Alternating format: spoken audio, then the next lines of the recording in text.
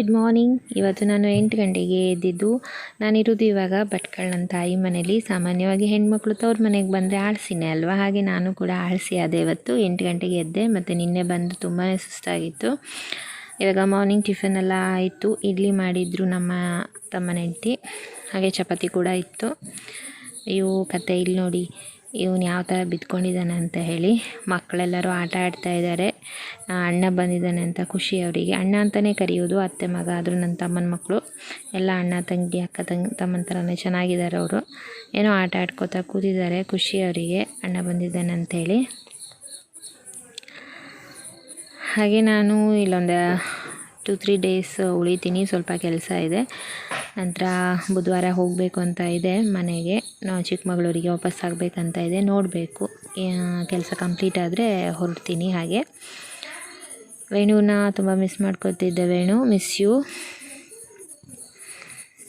ಅದೇ ರೀತಿ ಇವಾಗ ಬಟ್ಟೆ ಎಲ್ಲ ಇದೆ ಸ್ವಲ್ಪ. ನಮ್ಮ ತಮ್ಮನ ಹೆಂಡತಿ ರೇವತಿ ತೊಳಿತಾ ಇದ್ಲು, ಹಾಗೆ ನಾನು ಕೂಡ ಸ್ವಲ್ಪ ಹೆಲ್ಪ್ ಮಾಡಿದೆ. ಇನ್ನೂ ಕೂಡ ನನಗೆ ಸುಸ್ತು ಹೋಗಿಲ್ಲ. ಇವಾಗ ಐಸ್ ಕ್ರೀಮ್ ಮಾಡಿದ್ಲು, ಹಾಗೆ ಮಕ್ಕಳ ಜೊತೆ ನಾನು ಕೂಡ ತಿಂತಾಯಿದ್ದೆ, ನನಗೂ ಕೂಡ ಕೊಟ್ಟಳು.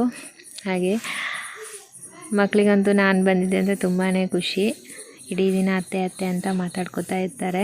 ಐಸ್ ಕ್ರೀಮ್ ತುಂಬ ಚೆನ್ನಾಗಿ ಮಾಡಿದ್ಲು. ಹೇಳಿದ್ದೀನಿ ಅವಳ ಹತ್ರ, ಈ ರೆಸಿಪಿ ವಿಡಿಯೋ ನನಗೆ ಕಳಿಸು, ನನ್ನ ಚಾನಲಲ್ಲಿ ಹಾಕ್ತೀನಿ ಅಂತ. ತುಂಬ ಚೆನ್ನಾಗಿದೆ. ವೆನಿಲಾ ಹಾಗೂ ಚಾಕ್ಲೇಟ್ ಐಸ್ ಕ್ರೀಮ್ ಏನೋ ಮಾಡಿದ್ಲು ಅವಳು, ಚೆನ್ನಾಗಿತ್ತು ಮಾತ್ರ. ನೋಡಿ ನಮ್ಮ ತಮ್ಮನ ಚಿಕ್ಕ ಮಗಳು.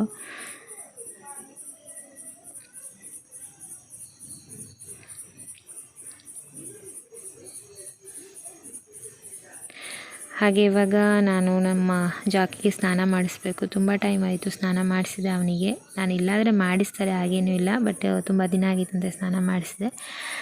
ಸ್ನಾನ ಮಾಡಿಸೋಣ ಅಂತ ಅವನಿಗೆ ಸ್ನಾನ ಮಾಡಿಸ್ತಾ ಇದ್ದೆ ಸಣ್ಣಿಂದನೂ. ಹಾಗೆ ನಾನು ಅವನಿಗೆ ವಾರಕ್ಕೊಂದು ಸಲ 2 ಸಲ ಎಲ್ಲ ಸ್ನಾನ ಮಾಡಿಸ್ತಾ ಅವನನ್ನು ವೈಟಾಗಿ ಇಟ್ಕೋಬೇಕು. ನನಗೆ ಕಾಲೆಲ್ಲನೂ ಮೇಲ್ಗಡೆ ಎಲ್ಲ ಫುಲ್ ಬ್ರೌನ್ ಇದೆ ನನ್ನ ಮೈ, ಬಟ್ ಕಾಲು ಮಾತ್ರ ತುಂಬ ವೈಟ್ ಇದೆ, ಮುಖ ಎಲ್ಲ ಕ್ಲೀನ್ ಇರಬೇಕು ನನಗೆ.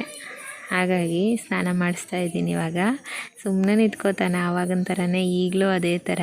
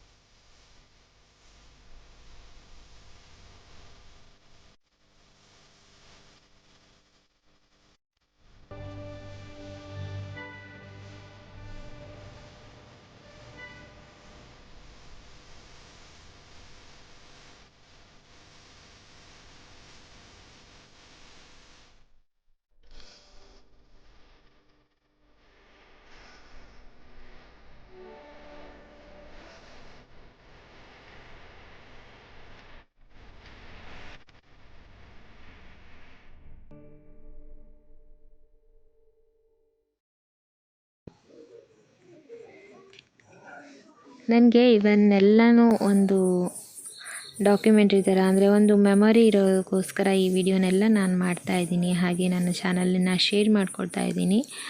ಇಲ್ಲಿ ಯಾವುದೇ ರೀತಿಯ ಇನ್ಫಾರ್ಮೇಷನ್ ಹಾಗೂ ಎಂಟರ್ಟೈನ್ಮೆಂಟ್ ಅಂತ ಅನ್ನುವಂಥದ್ದೇನೂ ಅಂಥದ್ದಿಲ್ಲ.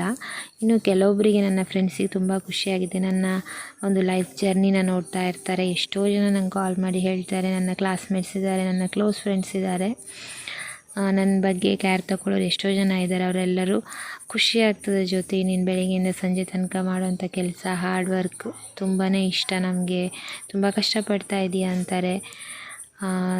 ನೀನು ನೋಡಿ ನಮಗೆ ತುಂಬಾ ಖುಷಿ ಆಯಿತು, ಈ ವಿಡಿಯೋಸ್ನೆಲ್ಲ ಮಾಡು, ಡೈಲಿ ನಾವು ನೋಡ್ತೀವಿ ಅಂತ ಅಂತಾರೆ. ತುಂಬಾ ಖುಷಿ ಆಗ್ತಾಯಿದೆ ನನಗೆ. ಇದನ್ನು ಮಾಡಿದ್ದಕ್ಕೂ ನನಗೆ ಯಾಕೋ ಸಾರ್ಥಕ ಆಯಿತು ಅಂತ ಅನ್ನಿಸ್ತು. ಇವತ್ತು ಒಬ್ಬರು ನನ್ನ ಫ್ರೆಂಡ್ ಬರೋರಿದ್ದಾರೆ, ಅವರು ಕೂಡ ಹಾಗೆ ಹೇಳ್ತಾ ಇದ್ದರು.